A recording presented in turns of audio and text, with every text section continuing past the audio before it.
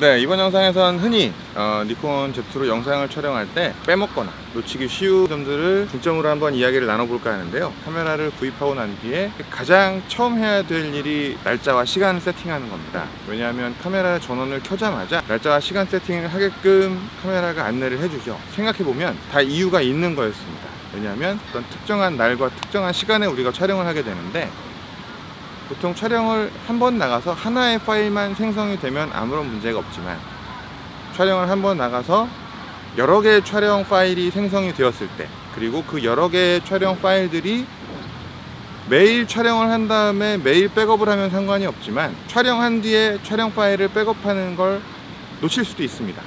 그랬을 때 며칠분의 촬영 데이터가 쌓이게 되면 이때부터 문제가 좀 심각해집니다. 여러 촬영 감독님들을 모셔서 작업을 한 적이 있습니다만, 한 촬영 감독님께서 OD를 들고 오셨는데, 그때 OD에다가 날짜 세팅을 안 해놓으신 거였습니다. 당연히 저는 몰랐죠. 현장에서 직접 파일 백업을 받은 게 아니었기 때문에, 나중에 편집실 돌아와서 파일을 업로딩 해보니까 파일이 다 1990년이었나요? 2000년이었나요? 하여튼 1월 1일로 돼 있는 겁니다. 근데 그 파일들이 다른 파일들이랑 섞여야 되는 경우가 있었거든요. 멀티캠 작업을 해야 되는데 파일이 생성 일자 혹은 시간별로 소팅을 하면 편집자가 알아보기가 되게 편해지는데, 그때부터 멘붕이 왔습니다. 엉뚱한 시간이 세팅이 되어 있고 날짜도 엉뚱한 날짜가 세팅이 되어 있다 보니까, 같은 장면을 찾기 위해서 일일이 다 모니터링을 해보고 그 구간을 찾아서 집어넣었던 기억이 있습니다. 근데 이게 만약에 파일의 날짜와 시간이 제대로 세팅이 되어 있었더라면, 소팅을 할 때 시간별, 날짜별로 해서 옵션을 지정하자마자 순서대로 나열이 되었겠죠. 그러면 당연히 엇비슷한 시간대에 있는 영상들을 보고 이 파일이 이 파일이겠구나 라고 해서 찾아서 편집을 했을 텐데, 그런 작업들을 하기가 굉장히 어려웠던 기억이 있고요. 멀티캠을 우리가 3대든 4대든 쓴다고 했을 때 4대의 카메라가 모두 레코딩 시작과 끝을 똑같이 하는 게 아닙니다. 때에 따라선 1번 캠, 2번 캠 2개만 갈게요 라고 하는 경우도 있고, 그러고 나서 또 다른 장면에서는 2번 캠, 3번 캠 2개만 갈게요. 이 소스들이 나중에 뒤섞이다 보면,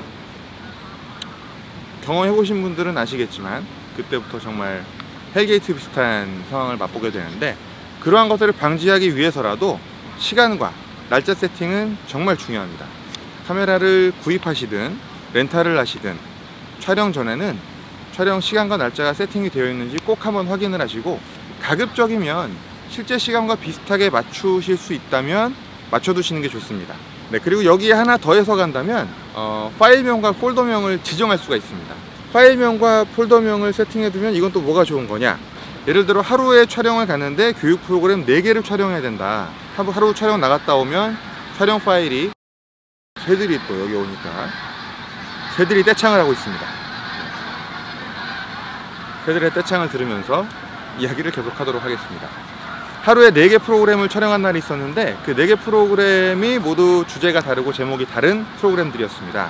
그럼 프로그램별로 만약에 폴더명을 지정해 두었다면 그 폴더별로만 찾아가서 파일을 그대로 옮겨 붙이면 사실상의 백업 및 정리 과정이 끝나는 것일 수 있습니다. 하지만 폴더를 별도로 지정하지 않고 한 폴더에 1번부터 만약에 2000장을 찍었다면 2000장의 사진이 1번부터 2000번까지의 사진이 한 폴더 안에 들어가 있는 건데, 이걸 나중에 정리하려고 하면 또 중간에 계속 찾아야 돼요. 어디까지가 2번 프로그램이고 어디까지가 3번 프로그램이고, 이걸 계속 찾아가지고 일일이 수기로 분류를 해줘야 되는데, 촬영 시에 물론 정신이 없고 바쁩니다. 하지만 잠깐의 여유를 부리셔서 폴더명을 세팅만 해주시면 이 폴더명대로 파일을 옮겨갈 수가 있습니다. 폴더명대로 하기가 좀 번거롭다 그러시면 파일명으로 하시는 방법도 있어요. Z 같은 경우에는 비디오 파일명과 사진 파일명을 다르게 세팅할 수가 있습니다. 동영상과 사진의 파일명을 다르게 세팅해 주시거나, 아니면 똑같은 사진이라고 하더라도 촬영하시는 장소 혹은 주제, 어떤 장면에 따라서 이름을 분류를 해 두시면 나중에 소팅하고 정리할 때 훨씬 편리하게 자료를 정리할 수가 있습니다.